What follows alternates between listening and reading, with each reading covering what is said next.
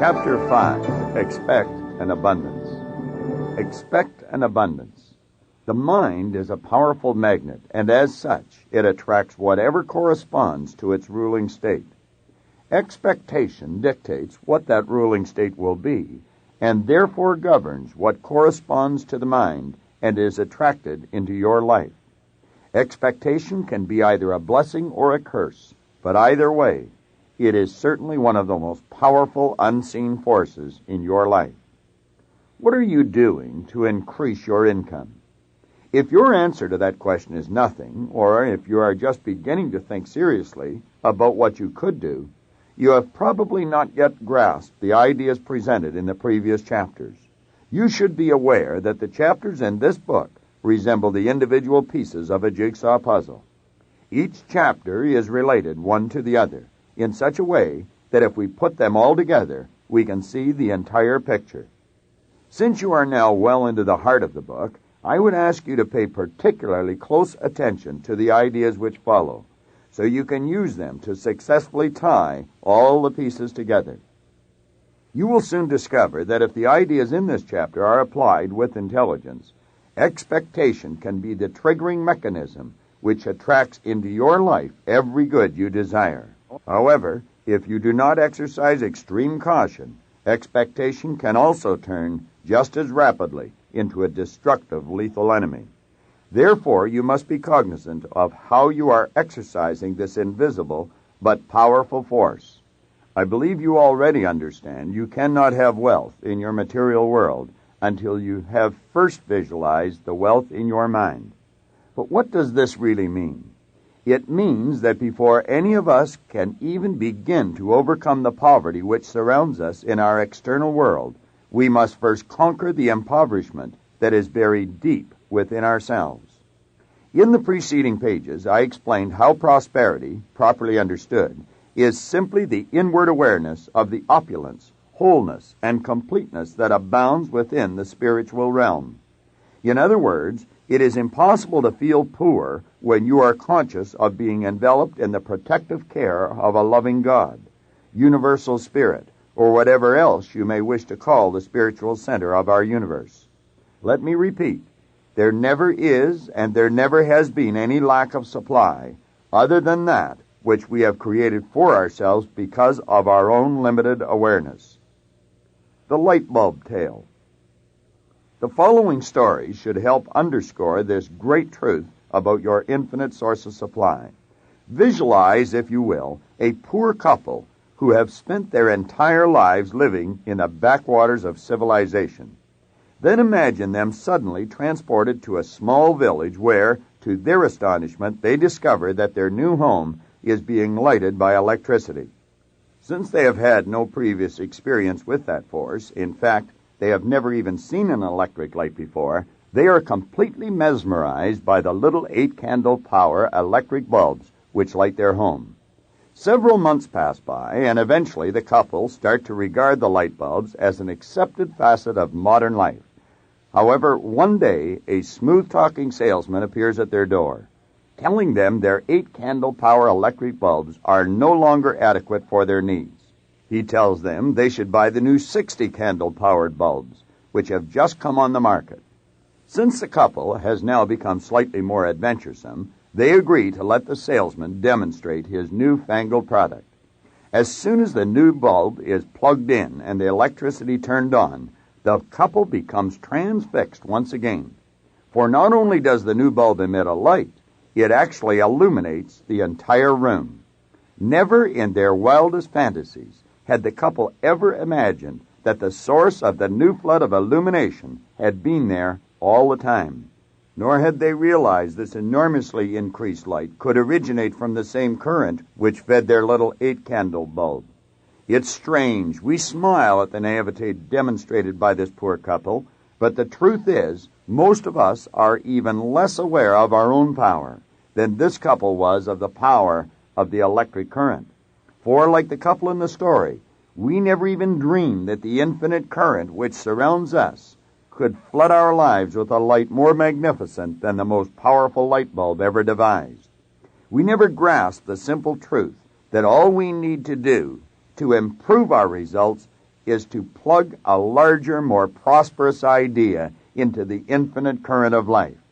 Instead, most of us strangle our supply with energy-impoverished thoughts of doubt and fear, which entirely cut off the inflow of prosperity. I want to exhort you, therefore, to resolve to change your habitual pattern of thinking now. That's right, change it now. And remember, the stream of plenty always flows towards the open, expectant mind. You must understand you already have in substance, if not in physical form, everything necessary to produce prosperity in your material world. The two determining factors for you to attain the results you want are 1, desire, and 2, expectation. You might have been living, up to this point, the way the masses live their entire lives, simply because you are harboring the false assumption that desire is the only thing which you need to reach your goal. But you must understand, if your desire is not combined with the expectation that you will receive what you desire, you will find yourself continually frustrated and disappointed whenever you begin working towards any kind of material goal. When you cast your mind back over the experiences of your own life, you will soon realize that whenever you did reach a desired goal, you not only desired that goal, but you actually expected to attain it as well. Let me repeat. Desire without expectation is nothing more than wishful thinking. And as we have already pointed out, since the vast majority of people wish positive but expect negative, they seldom attain what they are after. In his magnificent book, The Science of Getting Rich, the author, Wallace D. Wattles, gave us an excellent definition of desire. He said, desire is the effort of the unexpressed possibility within, seeking expression without, through your action. In other words, your ideal, dream, or goal, this wealth you wish to see materialize, can only become a desire once it has been properly planted in universal creative intelligence, more commonly referred to as the subconscious mind. However, once your desire has been firmly established, it is the expectant attitude which ensures that your goal or dream is not uprooted or replaced by any opposing or competing ideas. In an effort to help you kindle this expectant attitude towards real wealth, let us journey together through some of the preceding chapters in this book. As you will remember, we began by discussing money. We attempted to understand the true nature of money, and we arrived at the conclusion it is a useful, obedient servant. However, like all servants, we learned it is useful to us only when it is being employed. Therefore, we concluded money must always be kept working or otherwise circulating. For if it is not, as we have already mentioned, it will become as useless as old newspapers stashed away in an attic. Next, we explored the idea relating to exactly how much money you want. You became aware of the fact it is necessary to be very specific about how much money you need to provide the things you want, to live in the style you choose. Once this figure had been decided upon, we then examined the importance of building the image of ourselves already in possession of this wealth on the screen of our conscious mind. We also talked briefly about the manner in which images are formed and the role they play in our lives. Then we examined the idea of consciousness and how it was imperative to develop the prosperity which we seek in our mind first before we can ever attain it in our bank books. We learned how we had to bathe our subconscious minds in a concept of prosperity, and how we had to see wealth as being already in our possession. In the chapter Let Go and Let God, we became aware we were co-creators. We became aware of how we had the ability, in our conscious mind, to choose any thoughts we wanted, to build any images which we chose to build. We then learned how we could turn that image over to our subconscious mind, the spiritual center of our being, and that part of us which takes any idea or image we give to it, then willingly accepts it and instantly begins to move it into physical form in our world. We discovered that when we truly understand this creative process of life and our role in it, expectation becomes a natural mindset, regardless of how things might appear in our outside world or what others might be saying to us. We were told this absolute and unshakable faith or belief in the fact that our images are moved into form is essential if we are to become successful in our lives. We also gained an awareness that all of this will happen once we begin to see ourselves as non-physical entities encased in physical bodies. Once we realize our bodies are nothing other than the physical manifestation of our non-physical selves, we will understand they are obedient servants of our minds, and they move and have their being according to the vibratory rate of our minds. Only then will we be consciously aware that everything which now exists in our physical world was first preceded by the images we chose to plant in our marvelous minds. And everything which is going to appear in the future in our physical world will be nothing other than a carbon copy of the picture we are now in the process of developing. You must reach the stage in your mental development where you don't just believe that your image of material wealth will manifest in form, but you actually know it will. It is at that point you will begin to expect to receive the physical expression of your image of wealth. No one and no thing will be able to cause you to see in your mind anything but that. Always remember, the truth is not always in the appearance of things. An elderly, wealthy gentleman being interviewed by a newspaper reporter was asked at what point he became successful. His answer was, "I was successful when I was sleeping on a park bench because I knew where I was and I knew where I was going." At this juncture in the book, you know where you are and you know where you are going, so expect to get there. Your desire is the motor power which will move you in the direction of your dream, and expectation is the attractive force that will move your dream in your direction. So see yourself moving towards the wealth you visualize, and see the wealth you visualize being attracted to you. Know that you will come in contact with the wealth that is moving to you and at the right time. No one knows what period of time must elapse, so don't become impatient if it doesn't materialize overnight. All we know for sure is a certain period of time must elapse, and the period of time which your image must take to materialize is governed by the law of gender. The law of gender decrees there is a gestation or incubation period for the manifestation of all seeds, and make no mistake about it, the image of wealth you chose to build on the screen of your conscious mind and then turned over to your universal mind is a seed, and it is growing into physical form in the most fertile field that you could ever conceive of. It is not necessary at this point for anyone else to see this new wealth. It is not even necessary for anyone else to believe you will receive it. The only thing necessary is that you see it and you believe it. You see, the premise that Napoleon Hill built his life's work on is absolutely true. Anything the mind can conceive and believe, it will achieve. Expressed another way, as a person thinketh in their heart, so are they. The early Greeks referred to the subconscious mind as the heart. Note that your subconscious mind can no more change or alter your image than an ordinary mirror can reflect back to you an image different than the objects you are holding in front of it. But remember, as you think, so are you, does not mean as you tell people you think, or as you would wish the world to believe you think. It means your innermost thoughts, which only you control, know the truth.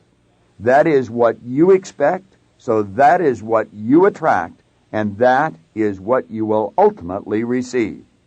Through studying the power of your subconscious mind, or studying in depth the power or modus operandi of spirit, it will become easier and easier for you to come to expect the good you desire. For all things are possible in spirit, because in its original state, spirit is a sensitive, unseen, creative substance, whose sole purpose is expansion and fuller expression. In other words, growth.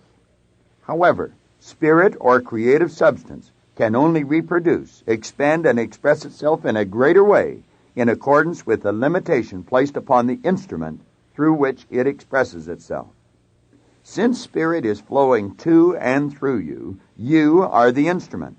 Therefore, The image or the ideas you hold in your mind dictate the limits which are placed on the spiritual power flowing to and through you. In this respect, you may be compared to the light bulb the elderly couple had in their home. You are an instrument through which spirit flows, just as a light bulb is an instrument through which electricity flows. When the old couple plugged in the 8-candle-powered bulbs, the electricity was limited in its expression by the power of the bulb. However, when the salesman plugged in the 60-candle-powered bulb, the electricity was free to express itself to a greater degree, and yet, even then, it was limited by the form through which it flowed, namely, the new bulb. A 100-candle-powered bulb would have permitted an even greater expression, and so on and so on. Therefore, if you held an image of poverty, that is what you will have seen expressed in your results, or your material world. However, since you are now holding an image of prosperity, that is the image which you will see expressed in your material world. The non-physical creative substance, which is spirit, flows to and through the seed, and expresses itself in its polar opposite, physical form.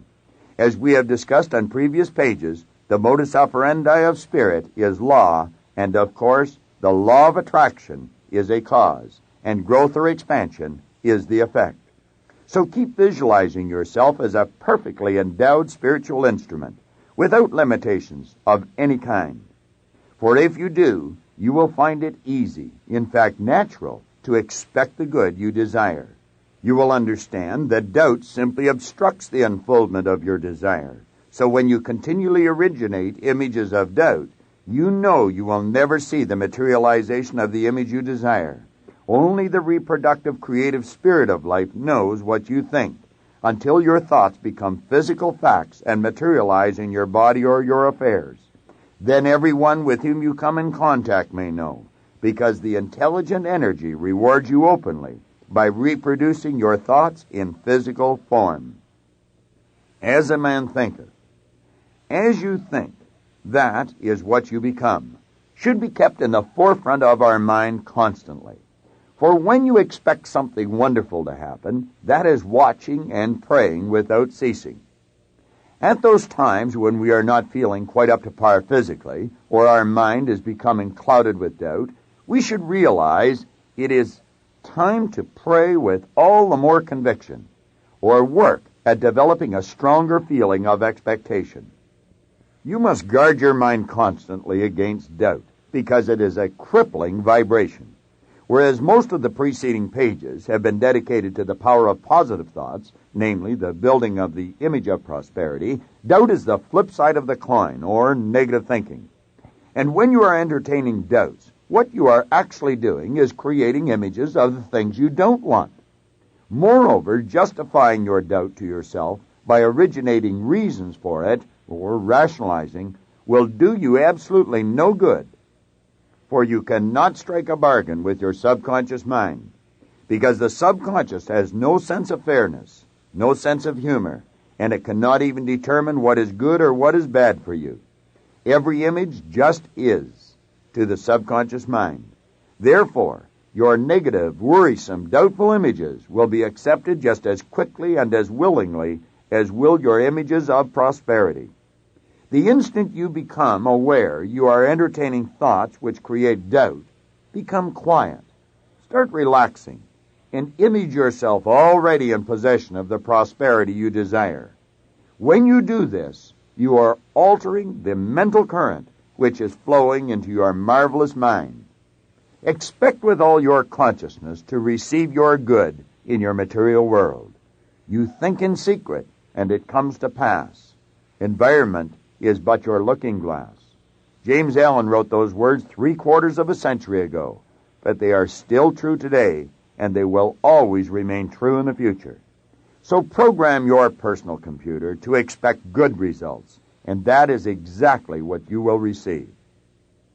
Pat and John's story.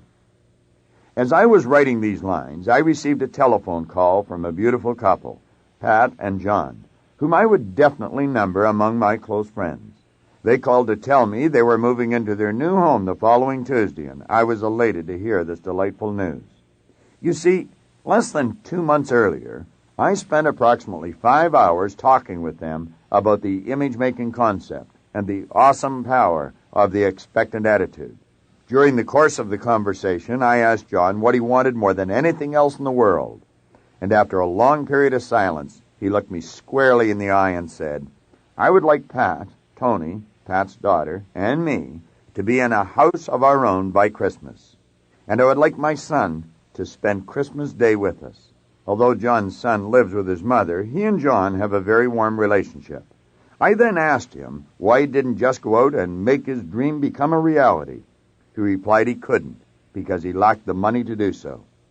I then had the audacity to remind John that all things are possible for those who believe, and therefore he definitely could make his dream come true. Perhaps he just didn't know how to go about doing it.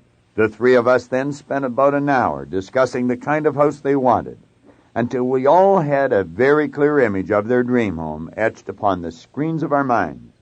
We talked about expectation, and I explained to them that many good things would begin to happen for them the instant they began to expect to be in the house for Christmas. Sure enough, the first thing that happened to them, once this new attitude permeated their consciousness, was that both their minds moved over to the how-to side of the ledger. New ideas began to flow like water, and questions came forth in rapid succession. How much would a house like this cost? How much would they have to put down? Where would they find such a house? To get answers to their questions, they needed the expertise of a real estate agent. So I suggested John call Natalie Kaufman, a lady I know who is a real estate professional, and to tell her of his dream. He should ask her what he would need in the way of finances to make his dream or image become a reality.